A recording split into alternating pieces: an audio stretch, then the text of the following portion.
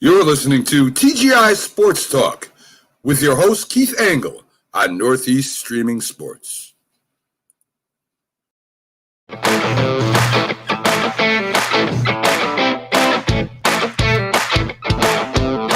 Good morning, everybody. Keith Angle for TGI Sports Talk here live on Northeast Streaming Sports.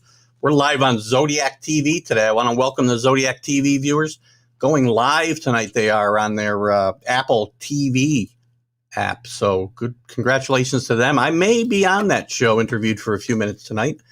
I'll probably stand out. Listen, I want to thank all the groups again that share this. Guys, if you get a chance, go to Facebook, send them a message. They've taken down the TGI Sports Talk page. I'm broadcasting now through my personal page, Northeast Streaming Sports page, and all our other outlets except TGI Sports Talk. We're on YouTube. We're on all the podcast sites, iHeartRadio, etc. But send them a note. Tell them to put the site back up. We didn't break any rules or regulations. Get caught up in some silly algorithm. Send them a note. Tell them to put it back up. Right? All the drivel and nonsense we got to see all day long. There's no reason for our show to be taken down. Not our show. The show's going on, but the page. So anyway, it will limit the people that can see it. So once I'm back up, they'll all get this interview and, we'll double our views. So let's do that, please. And listen, on a better note, I want to thank my guest from last week, Daryl Knowles. Wonderful interview with Daryl last week. He's such a good guy. And I continue to love chatting with the baseball players of yesterday in my era. And it's a great time. And in that vein, my guest today is going to be Mike Heath, former Major League Baseball player, really good catcher. Started out with the Yankees, moved to he got traded to the Rangers, but I don't believe he ever played with the Rangers. Went to the A's, the Tigers, the Cardinals. Finished up with the Braves. I'm not sure I missed anybody there, but we'll chat more about that with Mike Heath, my guest today. Let's get started with that. Good morning, Mike. Good morning. It's here finally, Friday the 30th. Here we go, April. I tell you, there's been a lot of anticipation for this interview today, and I don't want you to let me down. I don't think I will. Just ask the right questions, and you'll be surprised, man. That's awesome. You know what? I just like to have a conversation. It's funny. I get started. We have a conversation, and by the time an hour's up, or 50 minutes or whatever we go, I haven't even gotten half of what I wanted to talk about. So, but that's good. Tell us a little bit about. I see you got your red shirt on today and your bracelet. Give us a little idea what what's up there. Yeah, well, I have to give the advertisement for Harley-Davidson, which is one of the motorcycles. And then I wear red on Fridays to support all the deployed troops in our nation. I support them. And then on my bracelet, I have the thin blue line, which I also support the police department. So what the good thing of it is that we have this planet with this little bit of earth, the green earth. And it's part of what we call the United States of America. And God bless the United States. And this is a great country to live in. It is great stuff. I mean, we got to support our military, got to support our police. I mean, it's a rough time out there, and we won't dive too much into it, but we gotta pull together here, right? We got to meet in the middle. It's getting the red on Fridays. Good stuff. Good stuff. Yes, sir. Well, let's jump into Mike Heath. So, Mike Heath, you're growing up in Florida, right? Hillsborough, Florida, I believe. Yeah, Tampa, Florida. Drafted in the second round by the Yankees. Did you expect, as you're going through your high school years and formative years, Mike, that you were a Major League Baseball prospect? Well, I'm going to have to say kind of yes. What happened when I was about 13 years old, playing in the little leagues and pony leagues around the area, everybody always thought, well, you're a pretty good ball player. But what happened at 13 was we were playing in a pony league kind of tournament and stuff, and this guy walked up to me, and boy, I can't remember his name at this point right now. I thought I'd never forget it. But he was handed me a scout card and called my parents over and all of that. And I think his name was Buck Tanner, I think. Oh, can't remember, but anyhow, handed me a scout card and talked to my parents and said, hey, he's a pretty good little player. We're going to keep our eyes on him. And so I think at that point right there, I think my parents knew that probably had something here in this guy. So at that point, when my dad got the scout card and knew that they were watching me, he said, okay, you're not cutting the grass no more, and you just do light chores around the house. Well, that worked out good for you. Yes. So when you get drafted in the second round by the Yankees in 1973, was that I don't know which team were you a fan of, I should say, when you were growing up? I mean, was it exciting to get drafted by the Yankees at that point, or were you looking elsewhere? Well, when I was in high school, there were so many scouts and head scouts come to watch you play. And, you always see them at the games behind the fence and everything. And the Yankees was one of the last of the scouts and teams that really made contact with us. And so it was a little bit of a surprise. But all the years as a kid playing, in the neighborhood and everything like that, how could you not want to get drafted by the New York Yankees? Yeah. And so that's basically how it went. And back then they had Manuel Cioni and myself. Manuel Cioni was the number 1 draft pick by Philadelphia, and myself with the Yankees number 2. They had us down at the TV station looking at the ticker tape that came across the wire, and they were filming us and taking pictures of us back then. So there was no big hoopla, so to say, in the draft selection back in the day.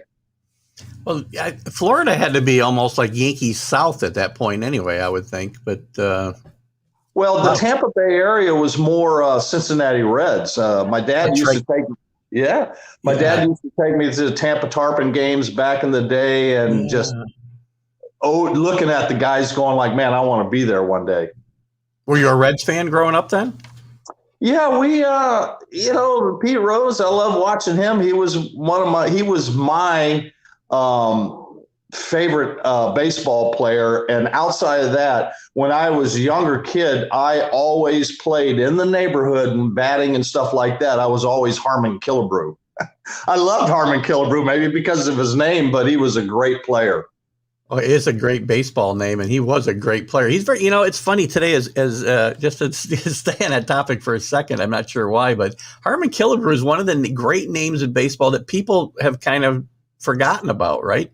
Great player. When he retired, he was probably, I don't know, 3rd or 4th on the home run list, the all-time home run list. Yeah, like I said, being a childhood idol of Harmon Killebrew, I finally got to meet him when he was one of our coaches with the Oakland A's. And I went up to him. I'm like, I used to play you as a kid. When I was a kid, I used to be Harmon Killebrew all the time. And he started laughing. What a gentle and kind person he was. Yeah, he always seemed that way too. My guy was, and with you going to the Yankees, you'll probably get my guy was Bobby Ray Mercer was my guy. Loved Bobby. And I'll tell you what, like I judge people. It's funny. My wife thinks I'm crazy, but how I judge people I don't know and have never met is whether I'd like to sit and have a beer with them. And I can see myself sitting, having a beer with Bobby Mercer and just shooting the bull, So did you meet Bobby when you were in the Yankee organization or not? Very little time. Hello. And, I was pretty much a shy kid, when I was in the minor leagues and stuff like that. But I was an aggressive kid, but meeting players like Bobby and Thurman and Mickey Mantle and all that, it was always being a little shy and standoffish. I think it's more of the respect factor towards those guys. Yeah, I can imagine getting to spring training with all those legends coming in every year had to be a bit intimidating for a young guy, for sure. Absolutely. You may not be able to see this on your and it's hard for me to blow the picture up, but there's a picture of a young Mike Heath here in his full Yankee regalia taking batting practice. You remember that guy? Yeah, boy, what a terrible, ugly stance that was. It morphed into something better, but no wonder I only hit 250. There's some stories. Can I I tell you a hate to little throw that story? at you like that. No, that's all good. Yeah, that's an ugly stance. So let's talk about So you get drafted by the Yankees, and you start to move through their minor league organization, and actually, and we'll talk a little bit as much as you want about that experience. But you end up playing not far from where I am. I'm in East Greenbush, New York, near Albany. You played at Syracuse, not too far. No, wait a minute, maybe you didn't. No, I take I that back. played in Oneonta. Yeah, Oneonta, right? So they didn't have the AAA team in Syracuse yet at that point, right? Or you did? You skipped AAA, actually, didn't you? They were in Columbus, I think, at that time. Yeah. But you didn't play in AAA, did you? Not with the Yankees, no. Yeah. Actually, I missed AAA. They sent me to basically West Haven, Connecticut, and that's whenever I was converted into a catcher, basically. You actually played with some pretty good players through your minor league career before you came up with the Yankees. I made note of a couple. Lamar Hoyt comes to mind. The Yankees ended up trading him away. Actually, a lot of guys you probably came up with the Yankees traded away because they did a lot of that back in the 70s and 80s, obviously. Who are some of the guys? Willie Upshaw's another guy, the guy that comes to mind. Who are some of the guys that stand out to you as guys that would have been really good Yankees but kind of got moved on for whatever reason? Well, Jerry Narron hits my mind on that aspect. He was our AAA catcher, and I was a AA catcher in '78. And Jerry was a hell of a player. Buck Showalter was in our organization also. I think he was with me in '78. I'm not sure, in West Haven, or '77. I don't know. And then we had the number 1 draft pick in '78 with us, Dennis Sherrill. He was the number 1 draft pick the next year after me, and he was a pretty good player. He came up and spent some time in the big leagues with the Yankees. How about, did you play with? I'm thinking of a couple guys. I went to when I was in high school. I went to baseball camp out in Lemoyne 2 years in a row. And the Yankees would always send a couple guys from the Syracuse team over for a day. Brian Doyle and Ron DiOrio were 2 guys that I met. Do you remember those 2 names at all? Yes, and I'll get to Brian Doyle, but another guy, Doug Melvin. He pitched another major league manager. Yeah. Yeah. Well, not manager, but he became a GM. I thought he managed for a bit. Bob Melvin, I'm thinking of probably. Yeah. Yeah, getting to Brian Doyle, I mean, Bucky Dent was our MVP in '78. Yeah. But if you want to look at all the pressure that was on a kid, or more than any other player during that '78 World Series year, or the World Series, was Brian Doyle. Brian Doyle had to fill in for Willie Randolph, and I think Brian Doyle hit like 420 or something like that. If I'm not mistaken, but he filled some pretty big shoes during the World Series because of Willie Randolph being hurt. Yeah. We hit like 420 or something. Yep. Him and Bucky both had great World Series with the bat. Yes, they did. To really help the Yankees. Mike, what was it like? I mean, you get called up that year for the first time, right? 1978. Back up the great Thurman Munson, obviously, and we'll talk about him in a second. But just that season, to have to cut your teeth in the major leagues in 1978 World Series champion Yankees, with a lot of turmoil going on that entire summer, at least from the outside. What did it feel like from the inside for a young kid to be living that life?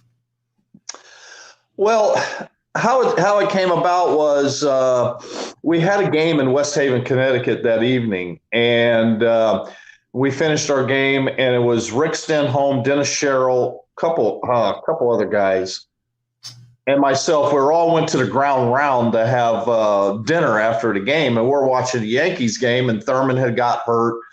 I think Fran Healy got hurt in the game, and Cliff Johnson was catching. What a great guy Cliff was. Cliff treated me like great all the time. And so Rick Stenholm goes, "Heath, they're going to call you up." I'm like, no. They're going to call Narron up because Jerry's in AAA and he's waiting to come up. So I get home at about 1 o'clock in the morning. My phone rings, and it was Bob Zai with the West Haven Yankees general manager. And he says, "Hey, pack your bags. You're going up." And I told Bob, I said, "Look, I want to stay right here. I know they're bringing Nairn up. I want to stay here. I don't want to travel halfway across the country and go to AAA to take his spot." He says, "No, man, they're calling you up to the big leagues. You're going to New York tomorrow." So that was quite interesting night that we had at that point. But getting to this situation with the Yankees, those guys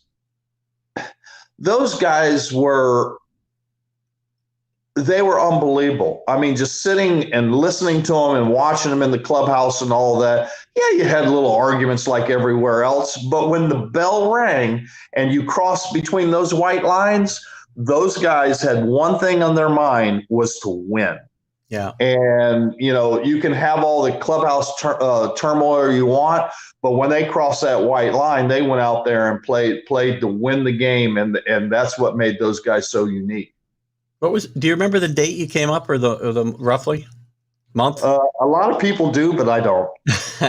Because I'm wondering, because obviously the Yankees were 14 and a half games behind in July, I want to say. So it was one of the great comebacks of all time. The newspaper strike in New York probably helped the fact that they were able to come back, I think. But I think so. But we had a meeting in there in the clubhouse, and Thurman and all the guys, and they threw it all out on the table, and about what can we do to turn this around.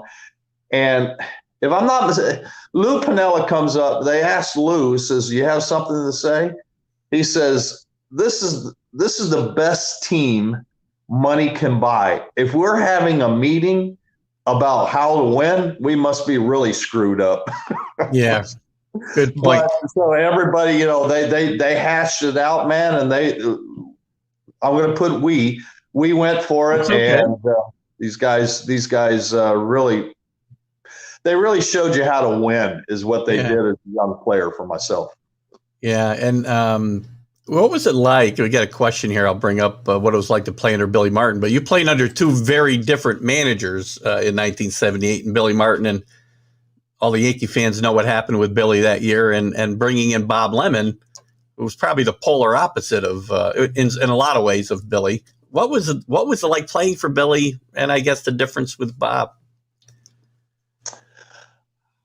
Well, I remember when I first went in there, I always tell this little story, and I'm walking in Yankee Stadium and all that, and then the clubhouse opens, and boom, you're in the Yankee clubhouse, and you're just like, well, Pete Sheehy comes walking up to me and says, "Hey, Mike," he says, "nice to have you here." And he introduced himself as club manager. And he said, "Your locker's right there." And you turn around and look, and your name's on a New York Yankee locker. It's like, oh, my God, this is awesome.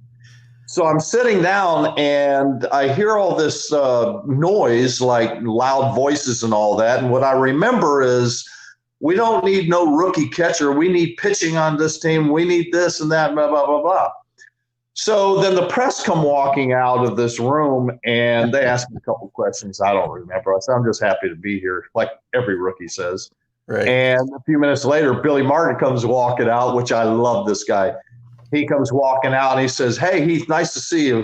We need catching here. I'm glad you're here." Really?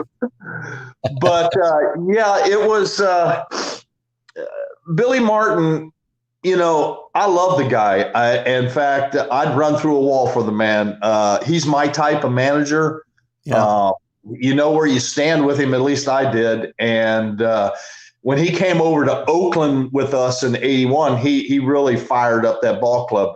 And then Bob Lemon, I really never understood who Bob Lemon was. And then you look up the stats and everything. But, yeah, Bob was just calm, quiet, and let the guys go do their thing, where Billy had his hands more into everything and running the ball club. That's how I saw it. But, some of the guys, I guess, wanted a little more calmer effect around the clubhouse. Yeah, I was going to go there. I mean, and maybe you don't have a good feel for this, but, I mean, obviously it seemed that calming effect, and somebody just letting the players go out and play had a huge effect on them coming back. Would the Yankees have come back, and if Billy had stayed at the helm, you think, for the entire year, or was it just not going to work if Billy stuck around that year? I feel that they would have. Maybe some of the veteran Yankees know better than I do. Yeah.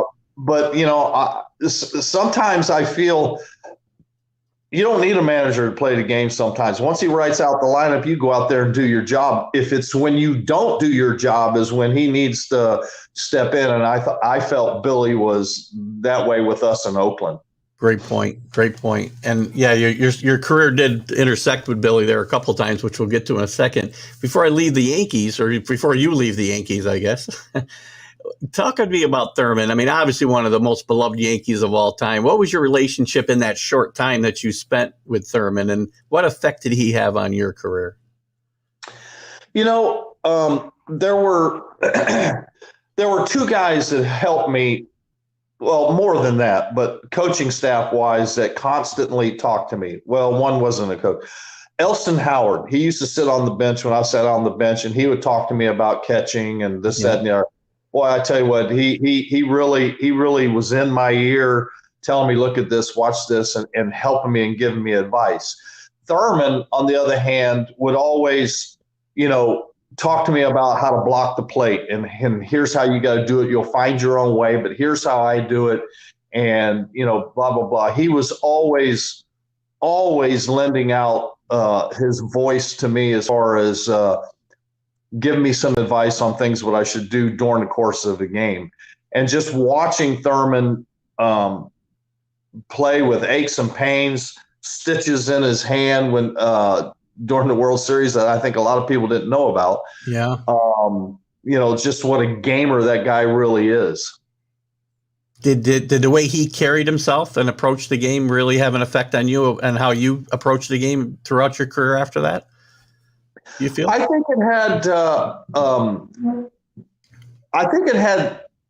it reinsured me that I was on the right path of how I approached the game by watching a superstar the way he went at about his business. And I think it just reinsured my mentality that, hey, yeah, okay, you're right on with what you're thinking about how to approach the game.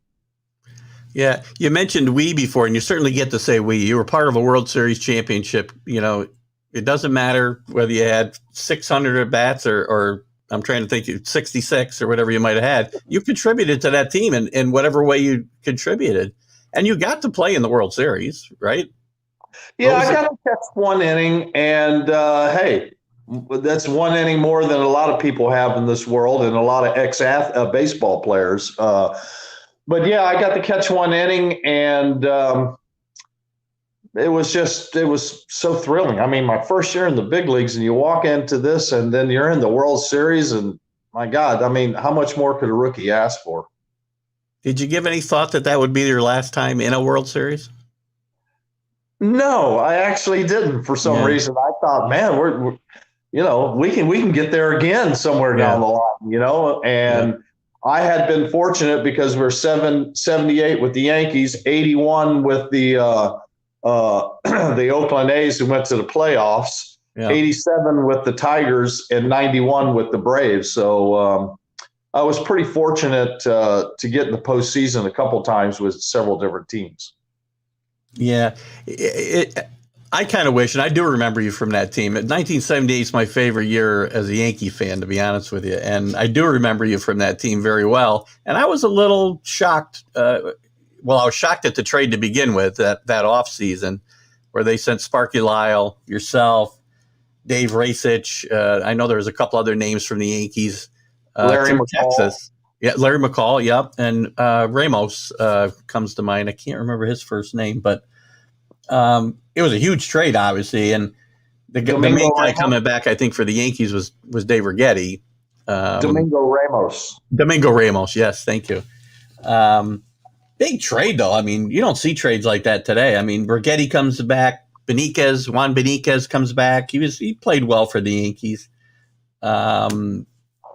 What was it? How did you feel? Did you think your career was going to be as a Yankee? And was it? I'm sure it wasn't fun to get traded away at that point in time. Well, my mentality was, you're ready for the next season after the season's over. And I didn't know where I was going to go because before I was traded, because Thurman is the catcher with the Yankees, and I got a taste of the big leagues, and I was just wondering what next year comes about. My deal of it is how I was, is that my mentality, as long as somebody wants me in the big leagues, that's where I want to go. And I really didn't think about it. But a little thing towards that trade was, I was home during the winter of '78, and I get a phone call, and I go, "Hello." He goes, "Hey, Rook, Thurman here." I'm like, "Hey, man." He goes, "I heard you just got traded." And I'm like, "I know nothing about it." He says, "Yeah, man." He says, "You got traded to Texas, and this is what happened, that what happened." He goes, "Man," he says, "I was getting ready to give you my job. Now I got to work another 5 years." Well, it's funny because Thurman was talking about not playing. They were starting to move him away from catcher a little bit in '79 before, obviously his tragic passing. They started playing him other places, trying to save his body a little bit. I mean, you might have had a chance to move forward there. Did you look back at it that way, Mike, or that's just not something that was in your mindset at that point, or any point in time? Yeah, good question. I don't think I looked back at it a little bit. I just, once I got traded, you got to move forward and, move forward and trying to gain it or win a job somewhere else, and, I sometimes I feel that if the Yankees really felt that I could become their next catcher, they probably would have came after me and got me, I guess, Yeah. So, but that in the works, it didn't happen. But my mentality was, okay, you broke in, now you got to stay here. The old saying is, it's easy to get there, it's harder to stay there. That's what we used to say. So my focus was on trying to get with another ball club and just stay focused on winning a job. That makes sense. Well, after the trade to Texas, and Texas had a pretty good catcher of their own in Jim Sundberg at the time, but you had to be like, Jesus, can I catch a break here? Right? And you don't get to play with Texas. You never actually suited up. I don't think you suited up for the big league team, right? Well, I go there in spring training, and I caught every inning in spring training, just about. I mean, I caught a lot. Sonny didn't start catching a little bit. So I caught quite a bit in the early part of the spring training. With about 2 weeks to go, Sonny comes up to me. He says, "Kid, you did a great job. It's time for me to take over now." I'm like, "Hey, whatever. That's all good." So what happened after that,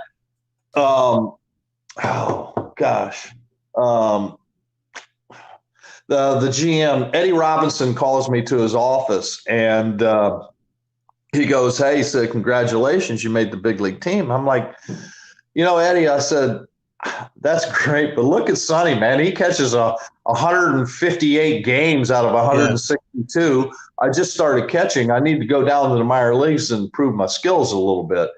And he said, "Well, you want to go to AAA?" I'm like, "Yeah, I mean, because I need the catch." And so he said, okay. So he signed me down to AAA, and little did he know at the time, he used my last option. So what happened was, when I signed the paper, I was frozen down in AAA. So I had to clear waivers to come back up. Okay. And that wasn't going to happen because there were several teams after me. So that's how I went to Tucson, Arizona. We had a hell of a AAA team there. And then I got traded a couple months into the season to Oakland. And a big difference there, obviously, because you get traded from, now you've gone from the Yankees to Texas to Oakland. And in '79, Oakland wasn't very good yet. Your first time you're getting a chance to play more regularly, obviously, which is good for you personally, I suppose. But it had to be an adjustment to, be losing.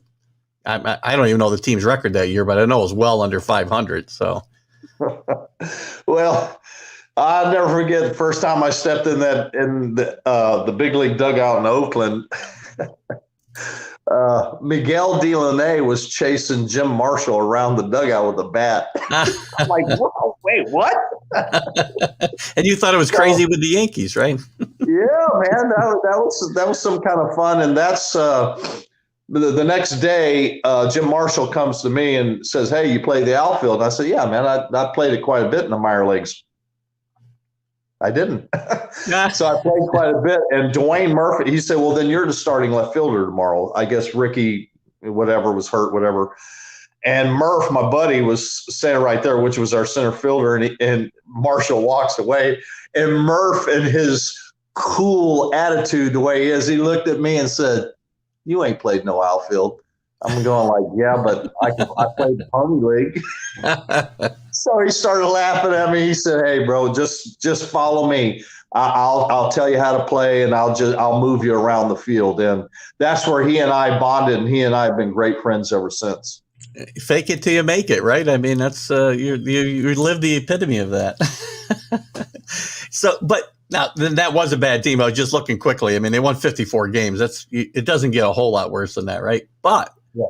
Billy Martin comes back into your sphere of influence and turns that team around very quickly the next year. They win 83 games, and Mike Heath is becoming a big part of that team. The funny thing about it is that after the one day we were at the Oakland Hyatt having something to eat and having something to drink, and I look and there's Billy Martin sitting at the bar. So I go walking up to him. That's a shock in itself, by the way, but that's another story. Hey, love the man. So I go up to him, "Hey, Billy, Mike Heath." I was shaking hands and said, "I just want to tell you that I love playing for you, man, and thank you for everything." He said, "Yeah, Heath," he says, looked at me and he says that you're going to be playing for me sooner than what you think again. I'm like, okay. And next year he was our manager. Awesome. Yeah, we'll continue in a second. I just want to mention everybody who's joined us since we started. My guest today is Mike Heath, former member of the 1978 World Series Yankees. Really good player with the A's and the Tigers, and moved on to St. Louis and the Braves. I want to welcome everybody who's in the room. I know there's some questions. Kevin, Kevin, I don't want to butcher your last name, so I'm not going to say it right now. We'll get to your question a little bit later because it'll kind of wrap up things as we have the interview with Kevin or with Mike.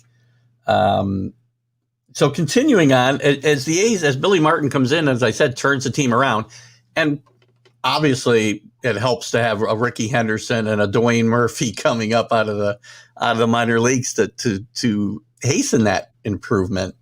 But Billy's influence has been turning teams around very quickly when he gets there. So you can't really mitigate his influence on the team.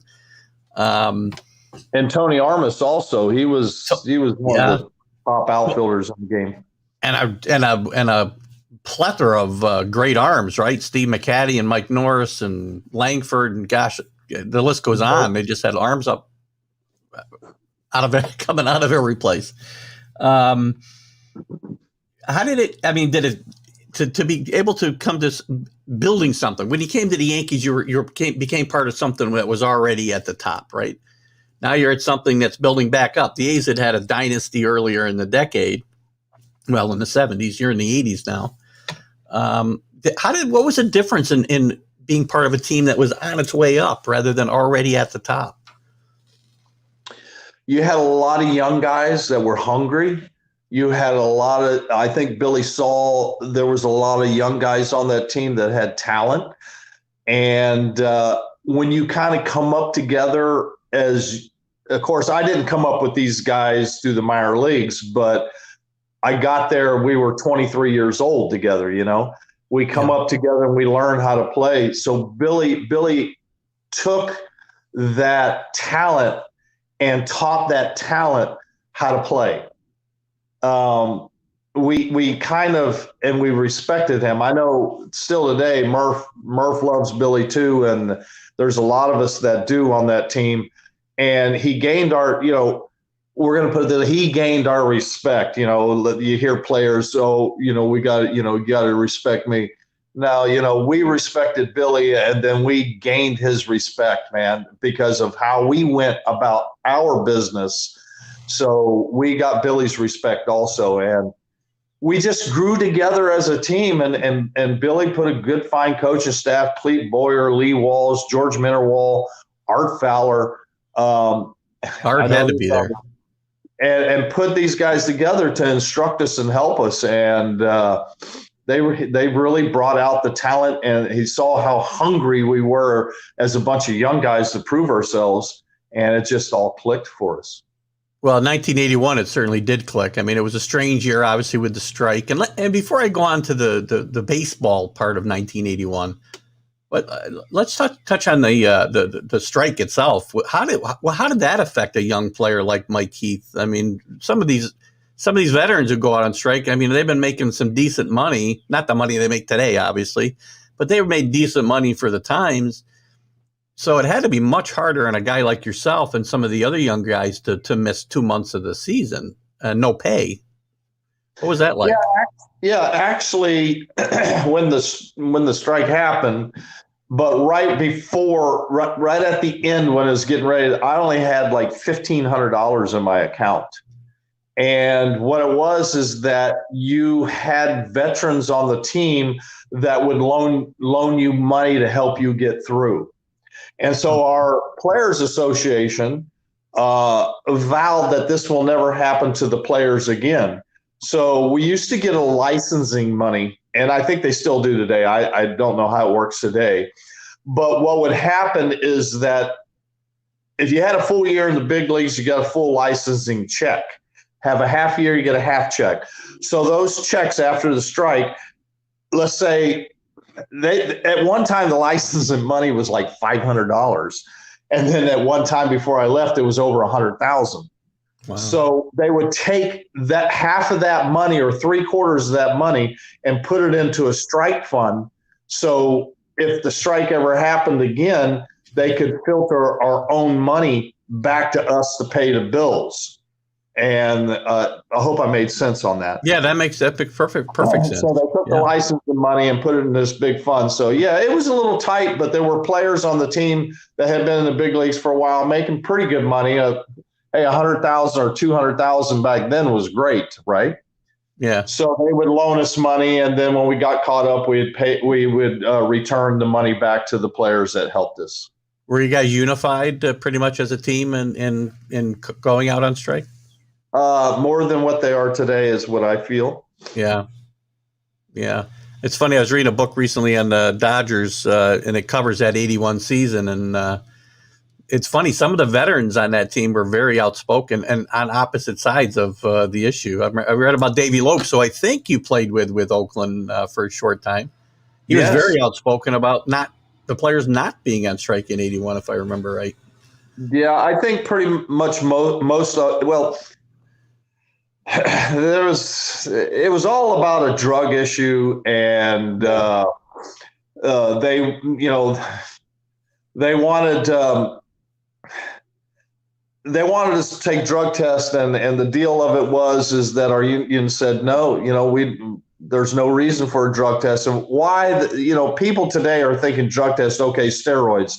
Mm-hmm. It wasn't about steroids, it was about illegal drugs, the other cocaine and pot and all that kind of stuff.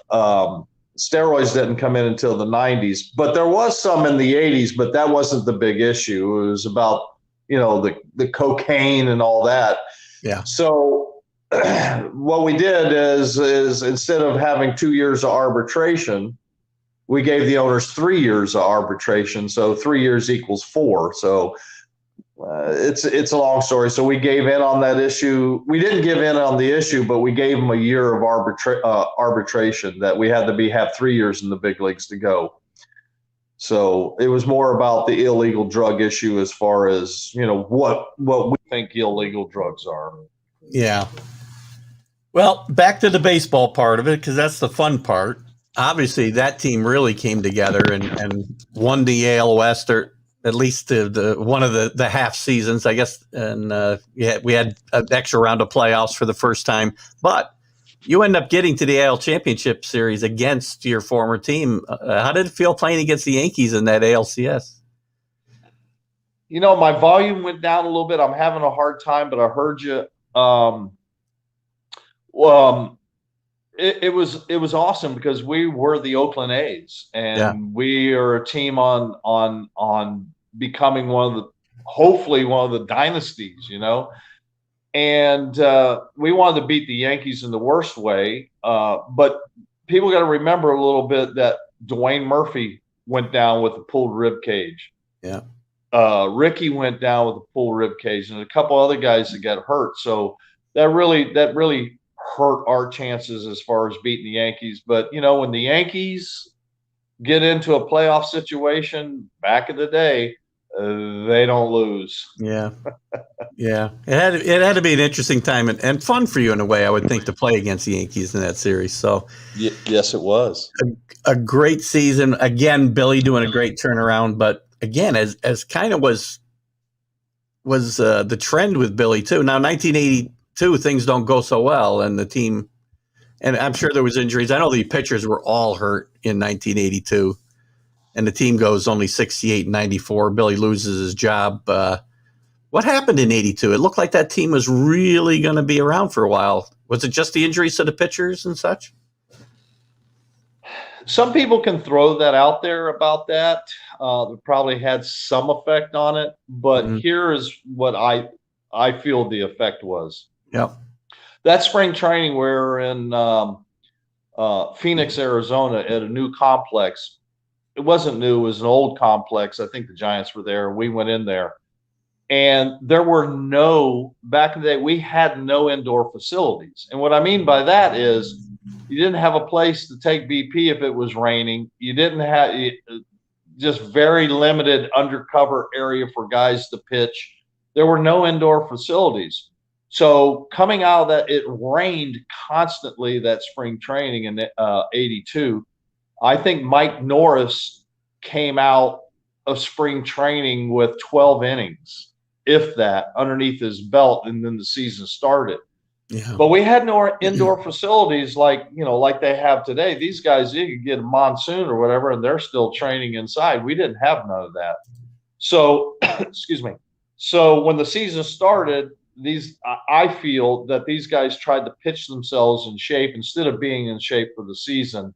I think that was a big factor for why these guys got hurt. Some guys might disagree, but I think that was one of the big factors, that our pitchers were not in shape coming into the season.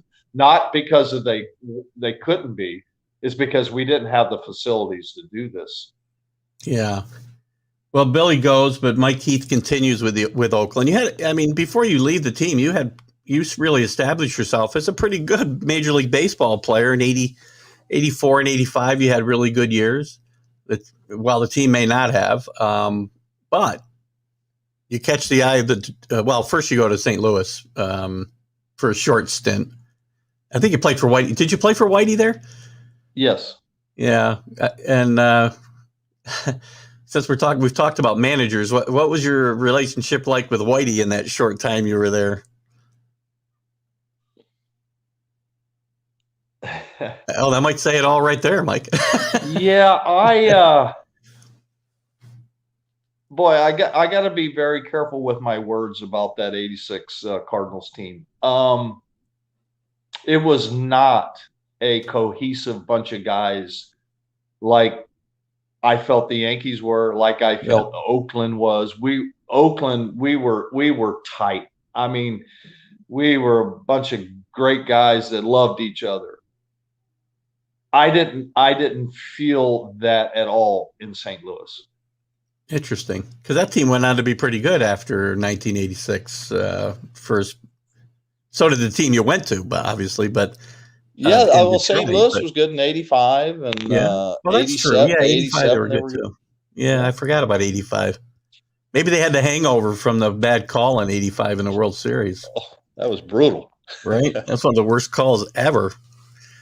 Well, anyway, Whitey was one of the better managers in baseball history as well. But because you played for some great ones. We talked about Billy Martin already, Whitey Herzog for that short time. But you go to Detroit and you play for another iconic manager in Sparky Anderson, and on a really good ball club there. And talk about that a little bit, Mike. I tell you, Sparky was awesome. I'm sorry the camera's moving around a little bit. That's okay. You're fine. I got a little hearing. He was awesome. He knew how to talk to you. He was pleasant. He would get fired up when he needed to, but he was always there to lend an ear to you. And I love playing for that guy. Sparky was just a great manager and a great human being. But also the team leaving a situation in '86 with the Cardinals and coming to the '86 Tigers, and then you get that cohesiveness with the players again. Yeah. That's worth its weight in gold right there. And Sparky, you can't say enough about Sparky. He was an awesome manager. And Sparky moved you around a lot. I mean, I know you moved around a lot with a bit anyway with Oakland, but Sparky really used you around the field a lot. I know I think you primarily still played catcher. In fact, one league, I think you led the league in putouts by catchers, if I'm not mistaken. And yeah, it was assist, and I figured out how to do that after Lance Parrish told me how to do it. Well, what'd you do? Once you block a ball and strike three, instead of tagging the guy, you take the ball and throw it to first, and you get an assist. Well, whatever works. It looks good, I suppose, when you have to negotiate your contract the next year, right? Yeah. I'm like, man, I just think about getting the out. I'd block the ball and tag the guy. No, throw. I said, throw it to first base. You get an assist. I'm like, oh, okay. But if I'm not mistaken, through your career, you played every position except pitcher. Am I wrong? That's correct. I started every position also. And that's where I wish that Sparky would have given me the opportunity, because I think there's only like 5-6 guys that ever played one position every inning, a 9-inning game. I don't even know. And I wish he would have gave me the opportunity to do that. I can only think of 2 guys that did that, actually. Bert Campaneris and Cesar Tovar are the only guys I can think of. Yeah. You probably know more than I do, but I thought the number was 5. I'm not quite sure. It could be. It could have gone up since then, but that would have been fun, right? Oh, been awesome. But yeah, playing every position, and starting there because, coach gets confidence in you. I felt that I was probably my second best position would have been the outfield. I love playing the outfield. First best is catching, and then I felt third base was a good place for me also. But the outfield, I love playing the outfield. Well, that was your first, lie in Major League Baseball that you were an outfielder, right? So,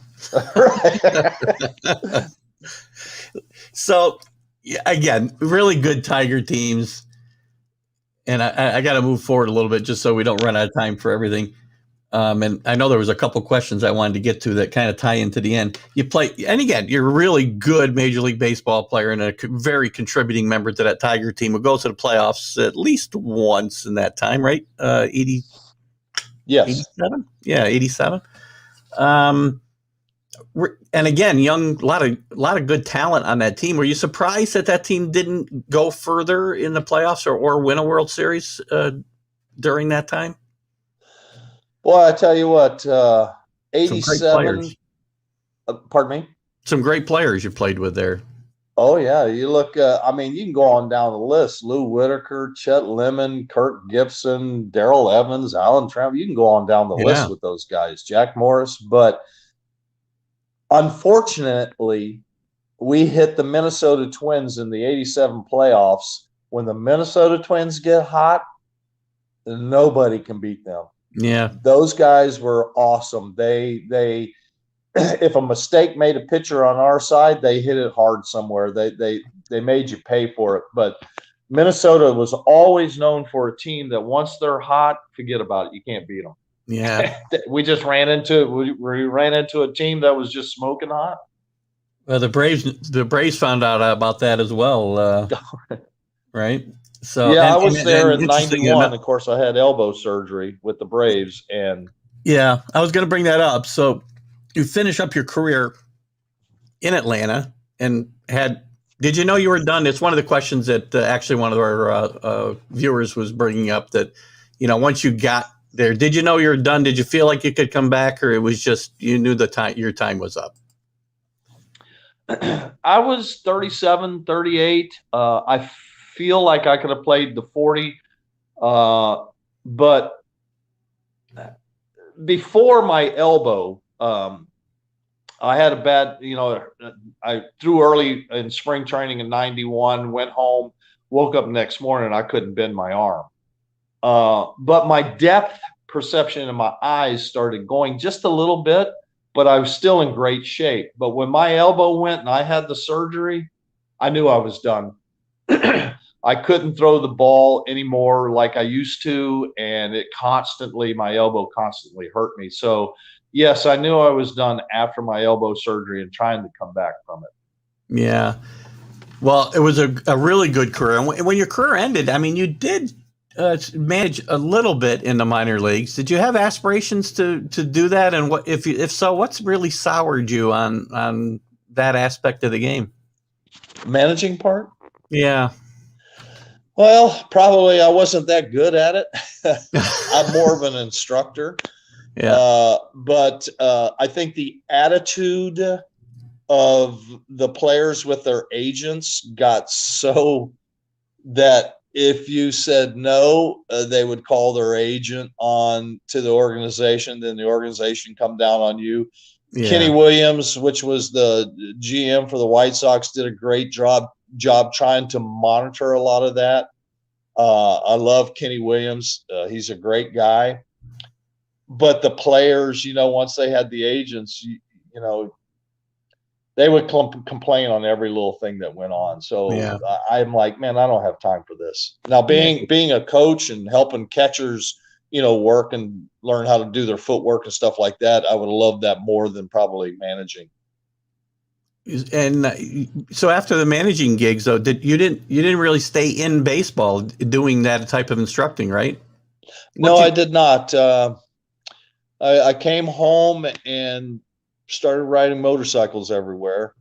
And does that pay good? What I do now is Jim Osting, which is a left-handed pitcher. He was with the Braves and Milwaukee. He has a baseball academy down here. And we have one of the best travel ball teams in the country, Ostinger's baseball. Yeah.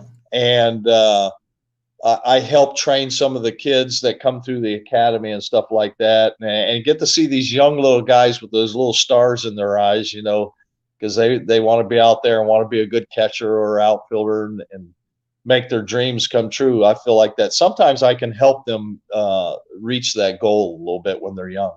What's the age group of that team?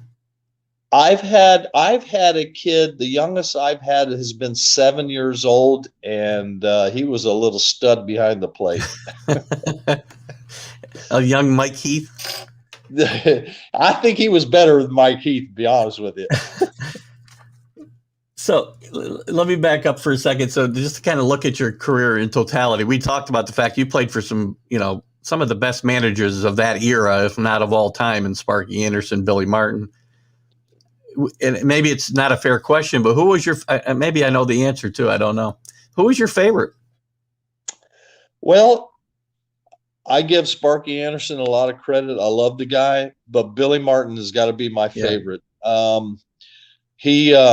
love his attitude. I love his fieriness. And I just know what his mentality was, as far as he was always 4 or 5 moves ahead of every manager. He was just I just love his attitude.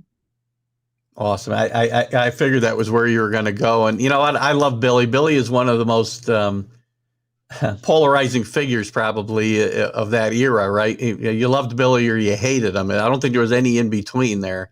And as a Yankee fan, I just loved that.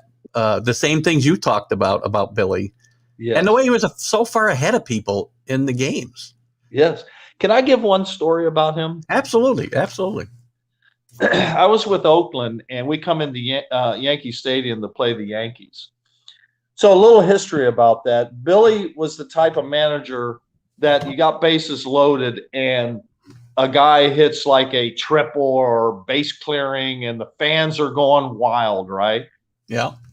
Billy always, if he had a guy that could bunt, he would always squeeze on the very next pitch to keep the crowd up going. Yeah. Okay. Well, he did that several times with us in Oakland. So I'm catching, and sure enough, this is what happens. Bases are loaded, guy hits a triple, And the guy coming up, I can't remember who it was, but I know he could bunt, and there was less than 2 outs. And I'm like, I know Billy's bunting here, squeezing this run home to keep the crowd, energized. So get out there. I call a pitch out, and I pitch out, right? No squeeze. And I throw it back to the pitcher, and I look over at Billy, and Billy's sitting there like this going. And then he squeezed on the next pitch. He knew you knew.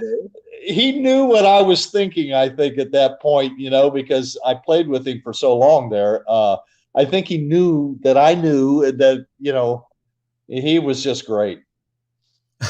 He was a character, man. What was your favorite? What was your favorite stadium? There's a question here about whether you liked hitting at Tiger Stadium or Yankee Stadium. So I'll ask you, I guess, before we wrap it up, what was your favorite stadium to hit and play in? I tell you, because it may not be either the Bay Area, Oakland, but my favorite ballpark had to be Anaheim, the Angels back in the day. Yeah, I don't know, the setting was right, the field was beautiful. I just really loved Anaheim for myself. Interesting. Well, Mike, we're about out of time. I want to thank you so much for coming on today. I had a great time. I know, and I'm sure you probably got to get on that Harley and ride somewhere today from what I've been reading and hearing from you. So, yeah, I just got back from the mountains. We went up there for a week and rode, but I got to go to the gym after we're finished. I hit the gym every day. Well, I'm not going to be able to make it for the gym. Do a few reps for me, would you? Because I could use it. Will do. Listen, thank you so much for coming on. This has been a lot of fun. And I'm going to wrap up the show. But if you do want to chat for a second, you can hang around. If you got to run to the gym, you can get going. But I want to thank you again for coming on. I had a great time with you today. Keith, thank you very much. You wrap it up, and I'll wait right here for you, and we'll chit-chat a little bit, my friend. Excellent. Thanks again. So Mike Heath, former Yankee, where I remember him from, kind of wish he'd stuck around. And after, the tragic passing of Thurman Munson, maybe Mike Heath has a longer career as a Yankee, but it doesn't work out that way. And he does have a very productive Major League Baseball career. Listen, guys, I'll be on Sunday with our Stream of Consciousness chat. I'll probably be doing a vlog later. Maybe I better not, because I might be a little angry still at Facebook. But remember, next week, the last 30-game winner in Major League Baseball will be our guest, Denny McLain. Going to be an hour you can't miss. They're all hours you can't miss, whether it's Mike Heath or Denny McLain or Daryl Knowles or Greg Pryor, some of my favorite guys. I love chatting with these guys. I appreciate you guys coming in and supporting them and the show. And don't forget, send Facebook a note. Get TGI Sports Talk page back up so I can get the distribution out there. Thanks, guys. We'll see you Sunday. Keith Engel, TGI Sports Talk, and Northeast Streaming Sports.